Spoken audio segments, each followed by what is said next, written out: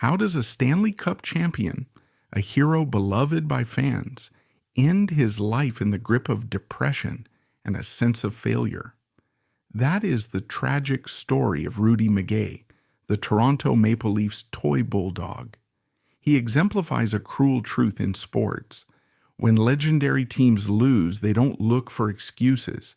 They look for a scapegoat. Today, we tell his forgotten story and the price he paid for his dream. To understand what happened to Rudy Migay, you first have to breathe the air of his time.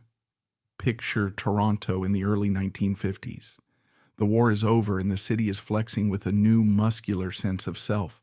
The streets hum with the energy of Studebakers and Packards.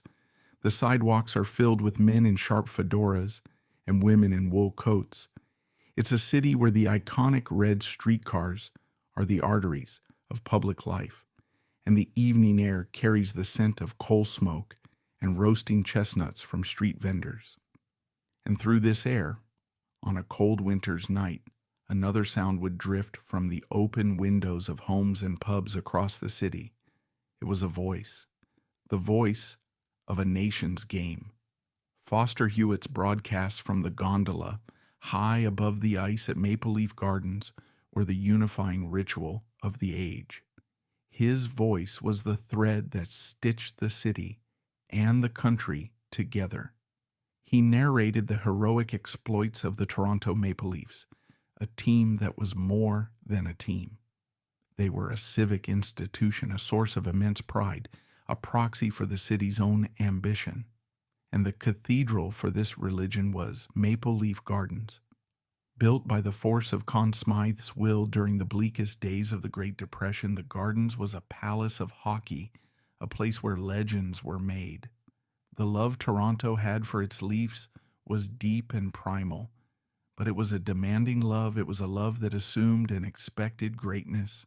For a decade, the Leafs had delivered, but now, in the early 50s, the dynasty was showing its age. The victories were becoming harder to come by, and a quiet anxiety was beginning to ripple through the city, an anxiety that would soon be looking for a place to land, a place to lay the blame. Far from this metropolitan cauldron, Rudy Migay's story began in a world that could not have been more different. Rudy Migay was born in 1928, a child of the Canadian Shield. His hometown of Fort William, now part of Thunder Bay, was carved out of the wilderness by sheer force of will. This was not a place of gentle comforts.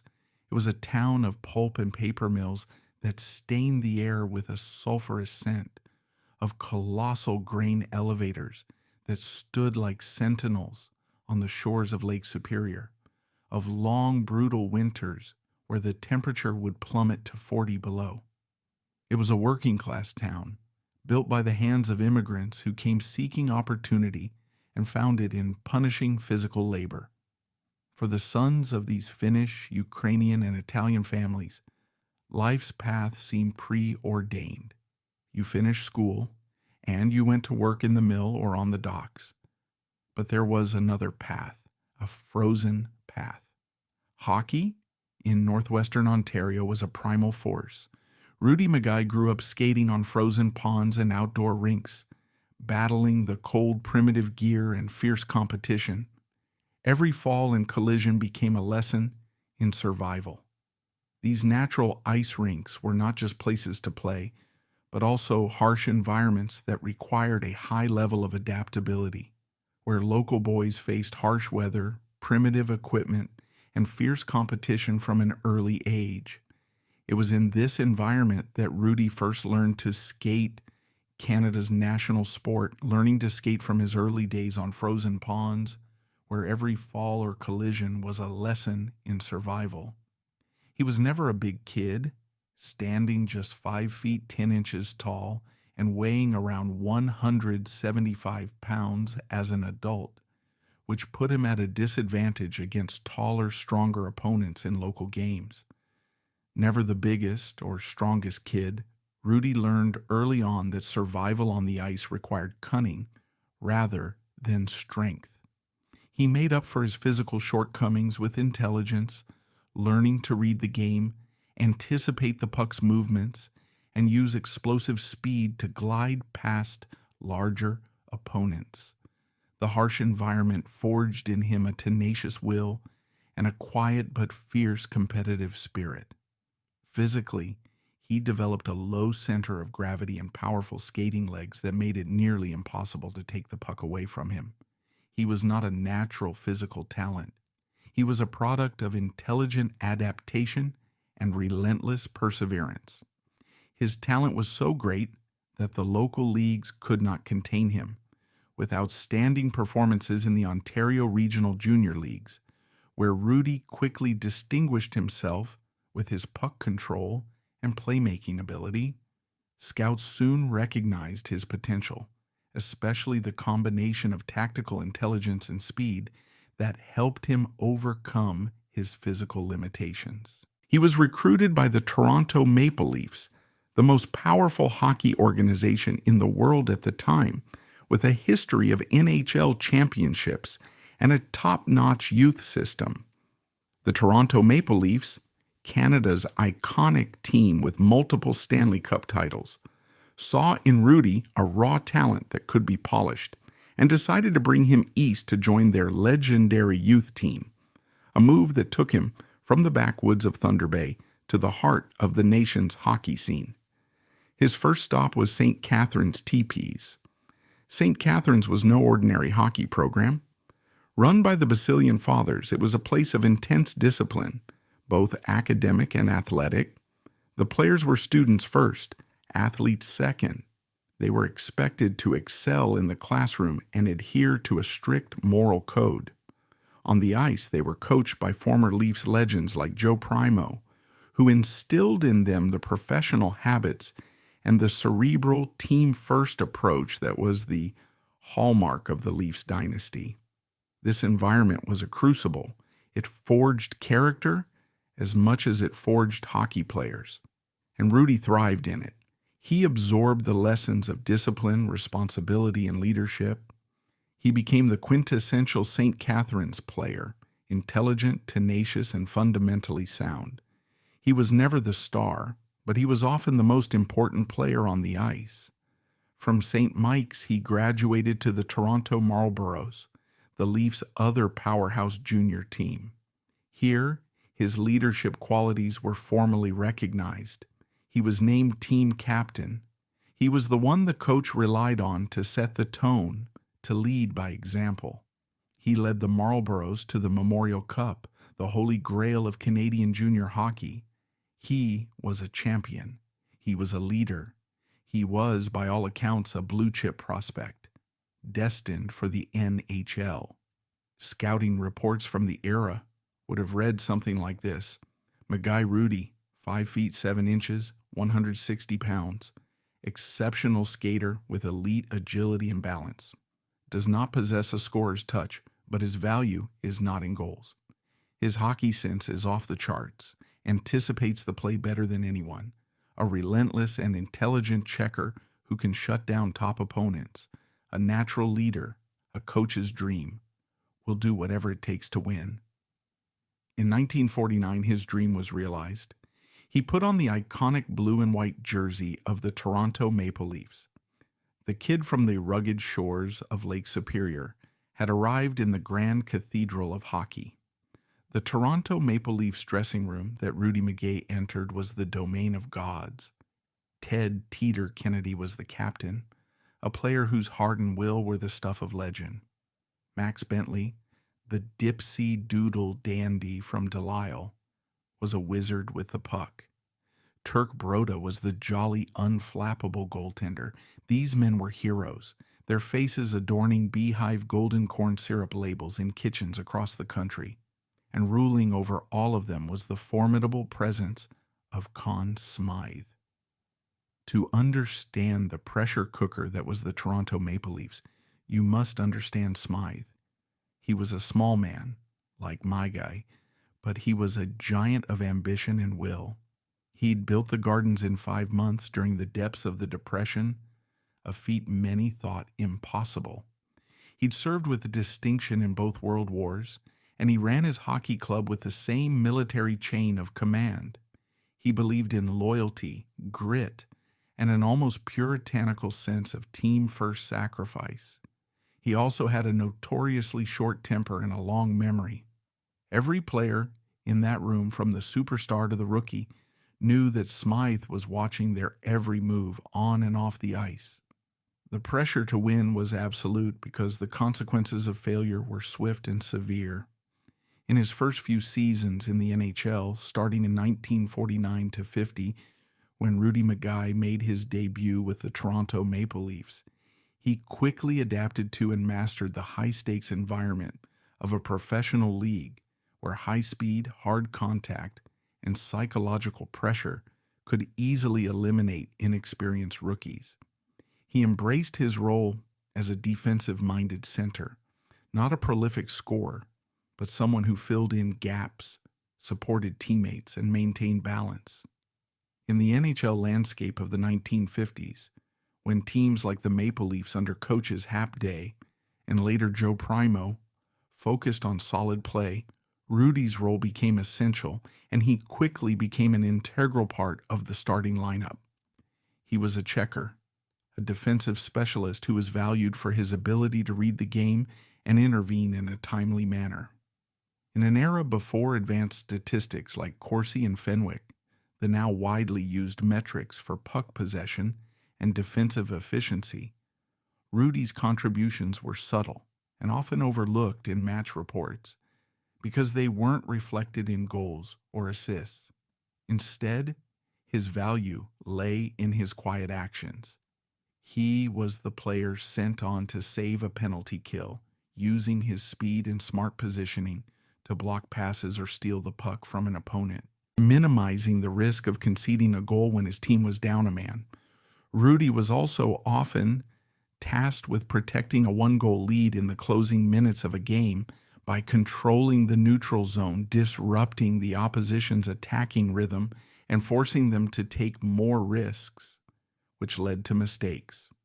Furthermore, he would stick close to the opposing team's star players, such as the top forwards of the Detroit Red Wings or Boston Bruins, and pressure them to the point of desperation, using shadowing to limit their space to operate, making it difficult for them to receive the puck or take a shot accurately. It was a job that did not pay off in terms of individual accolades or media attention, as it required personal sacrifice for the team, but it was crucial to the team's success, allowing the Maple Leafs to maintain stability and transition from defense to offense effectively. And the team succeeded thanks to such collective contributions. In the spring of 1951, specifically from April 11th to 21st, the Maple Leafs faced the Montreal Canadiens in the Stanley Cup final, a best-of-7 series that is now legendary in NHL history for its drama and intensity. Every game went into overtime, an unprecedented and still unique record, with a total of 5 games ending after regulation time, demonstrating the closeness of the two teams.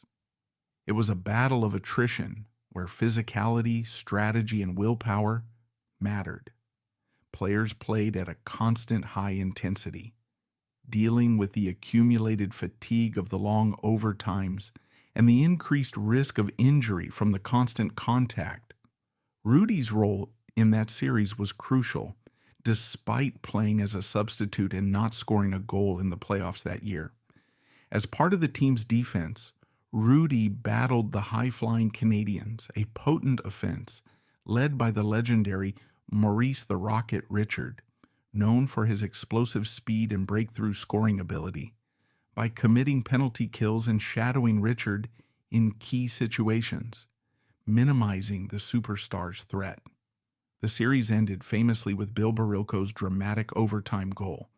As the Gardens erupted and his teammates flooded the ice, Rudy Migay became a Stanley Cup champion. He had reached the pinnacle. There was nowhere higher to climb, which is precisely when his world began to crumble.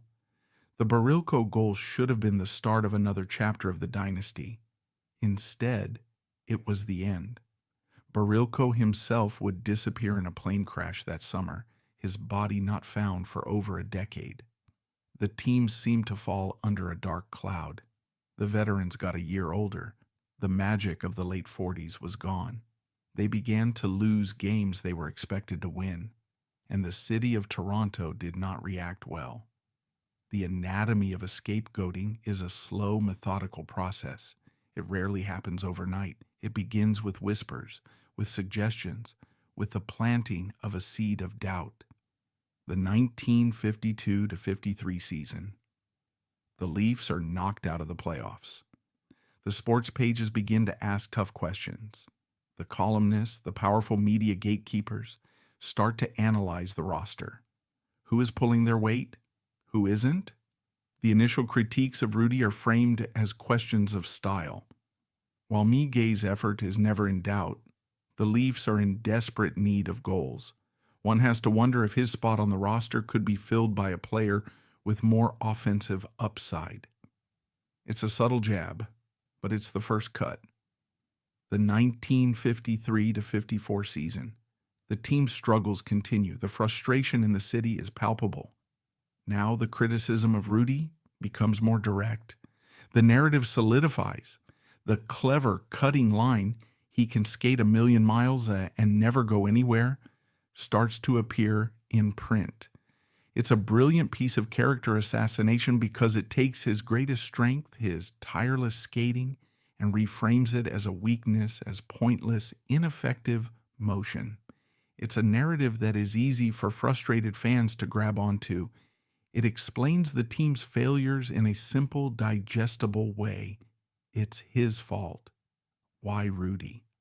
Why did the spotlight of blame settle so intensely on him? It was a perfect storm of factors. His size made him an easy target in a league that was getting bigger and tougher. His quiet, introverted nature off the ice was misinterpreted as a lack of fire, and his very role, the defensive specialist, made him vulnerable. His successes were invisible. A prevented scoring chance doesn't show up in the box score, but his mistakes, a missed assignment, a bad bounce, were glaring. He was the opposite of a player, like the fiery, charismatic Teeter Kennedy, who wore his heart on his sleeve and was beloved by the press. Rudy's quiet professionalism was his undoing. We come back to that heartbreaking moment in the empty dressing room, the story of the trainer finding him alone in his equipment. But there were other moments, less dramatic, but just as telling.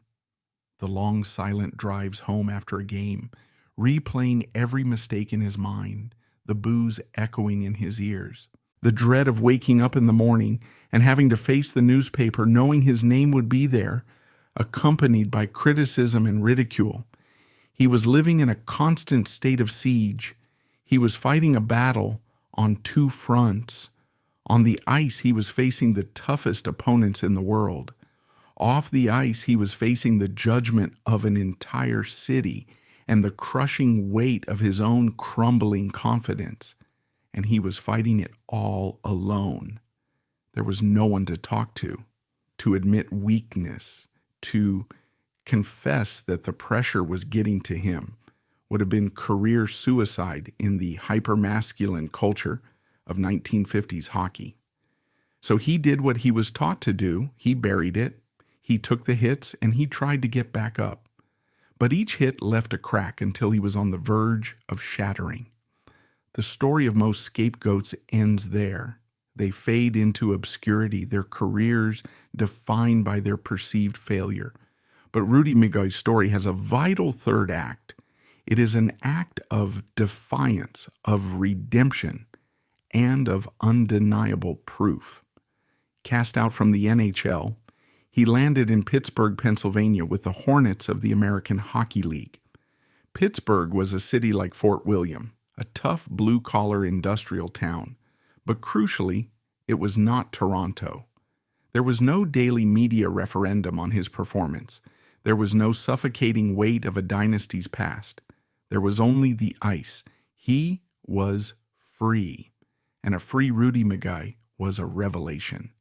The Pittsburgh Hornets didn't see a failed Leaf. They saw a skilled, intelligent veteran. They recognized the leadership qualities that had been obscured in Toronto, and they named him their captain. Freed from the purely defensive role he'd been forced into, his offensive talents reemerged. He became a playmaker, a consistent scorer, a leader in every sense of the word. He wasn't just good in the AHL, he was a star. He was the player the coach put on the ice in the clutch. He was the player the team rallied around. And in 1955, during a brief demotion before his final one as captain, he played a key role in guiding the Pittsburgh Hornets to the 1955 Calder Cup championship. He retired from professional hockey in 1960 on his own terms. He walked away from the game not as the broken player who had left Toronto, but as a champion who had reclaimed his love for the sport and his own sense of worth. But the body keeps the score, and so does the mind. The championships in the minors could not erase the scars from the big leagues. Rudy Migay's life after hockey was quiet and private. He worked in sales, raised a family, and settled into a life far from the spotlight he had come to loathe. He was a good man, gentle and kind, but there was always a sense of reserve, a melancholy that hovered around him. The boos from Maple Leaf Gardens had long since faded, but their echoes remained. He rarely spoke of his time with the Leafs. It was a trauma he had encapsulated and buried deep within himself. The depression that began in that lonely Toronto dressing room became a quiet, lifelong battle. He was a member of a generation of athletes who were taught to treat mental wounds the same way they treated physical ones. Just play through the pain. But some pain doesn't heal with time. It integrates. It becomes part of the architecture of your soul.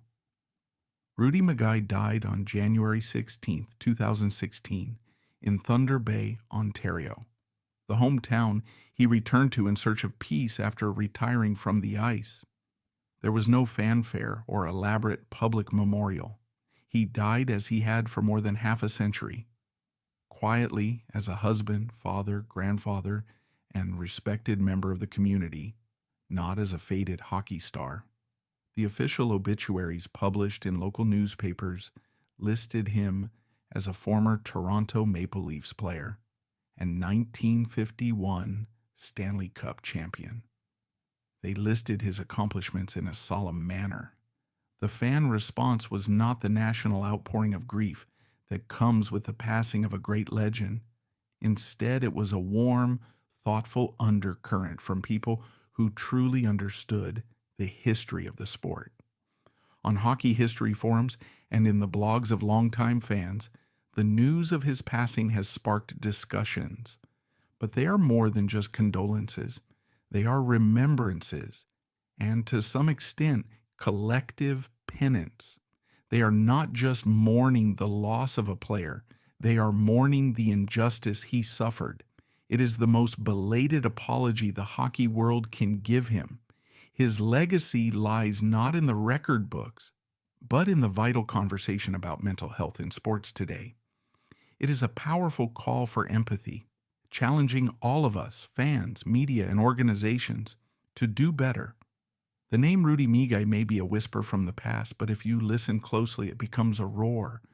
That roar demands that we see the man behind the jersey and reminds us that the deepest wounds are those that are invisible.